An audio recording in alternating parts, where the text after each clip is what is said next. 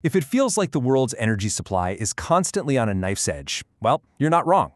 We've stumbled into a totally new and volatile era, one where that stable flow of energy we all kind of took for granted, it's pretty much a thing of the past. So let's dig into what happened and what this all means for our future. Right. So the big question is, how on earth did we get here? Why does it feel like every few months there's some new crisis that threatens to send prices through the roof and mess up the supply chains that bring us, well, everything? To really get a handle on our chaotic present, we first need to look back at the surprisingly stable past.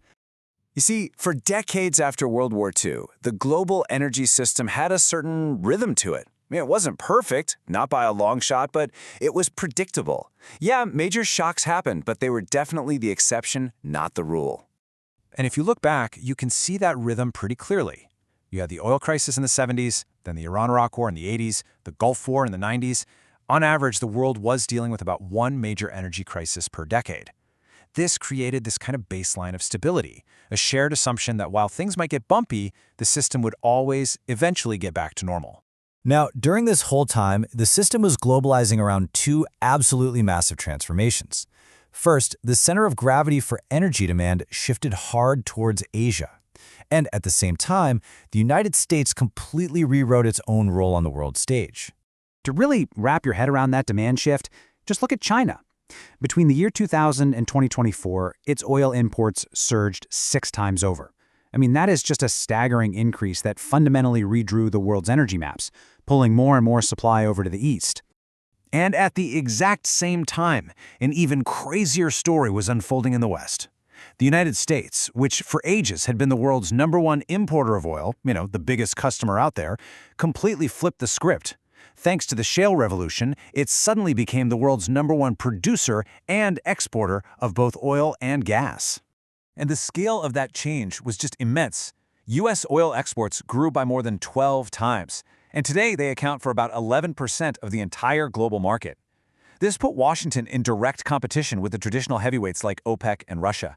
And for a while, this super globalized system actually worked. It boosted efficiency, it strengthened ties, but it also created a whole new set of hidden vulnerabilities. And then, that system shattered. That predictable once-a-decade rhythm of crisis, it was replaced by a rapid-fire series of shocks that just hammered the global economy, one right after the other. It all kicked off in 2021 with that post-pandemic inflationary surge. Right on its heels, in 2022, Russia invaded Ukraine. And then, a third major shock, the 2026 Iran war. 3 massive system-level disruptions in just a handful of years.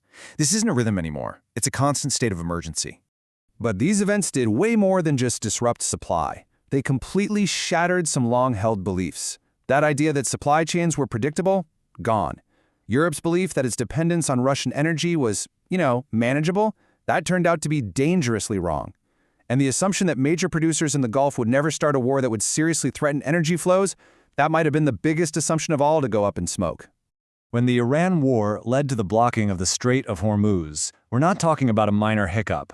A full 20% of the entire world's oil and gas supply passed through that one single narrow channel. Decades of unwritten rules were just tossed aside, proving just how fragile this whole global system had become. So where does that leave us? Well, we're in a new, much more fragmented world. The old rules are gone, and what's replacing them is a landscape of constant tension and, frankly, competing teams. And what's driving this is a powerful new force called trade fragmentation. It's this idea that military conflict now goes hand in hand with economic conflict. We're literally seeing the breakdown of that interconnected global system into rival networks, all driven by sanctions, tariffs, and using economic tools as weapons of war. And what this fragmentation is doing is creating a kind of two-tier energy market. On one side, you have Western nations trying to impose sanctions. But on the other, China is actively building a parallel system. It's openly buying up huge amounts of oil and gas from sanctioned countries like Russia and Iran, and building out alternative payment, insurance, and shipping networks that operate completely outside the old-school system. Now, you might be thinking, okay, isn't there an obvious escape hatch here? What about the transition to green energy? And you're right, that's a huge piece of the puzzle. But it comes with a really profound dilemma of its own. The logic is powerful, it's clear. The European Commission president put it this way: By shifting to homegrown renewables, countries can basically insulate themselves from all these geopolitical storms and get to real energy independence. It sounds like the ultimate trump card, right? Well, here's the great irony of the whole transition.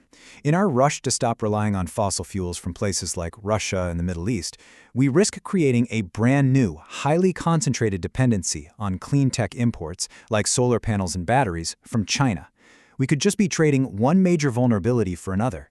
And this creates a whole new mess of risks. You've got rising trade tensions over who's going to dominate the clean tech industry.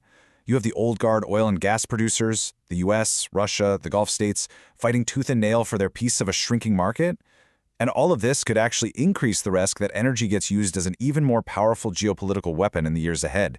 And then, finally, there's the one challenge that sits underneath everything else. Even a perfectly successful energy transition isn't going to reverse climate change overnight. The increasing frequency of extreme weather, droughts, floods, brutal heat waves is going to keep messing with our energy production and our power grids no matter where the energy comes from. Which leaves us with this final, really crucial question. In this new age of fragmentation, of competition, of constant disruption from both geopolitics and the climate itself, is the very idea of energy security just a fantasy? Is a state of permanent instability simply our new normal?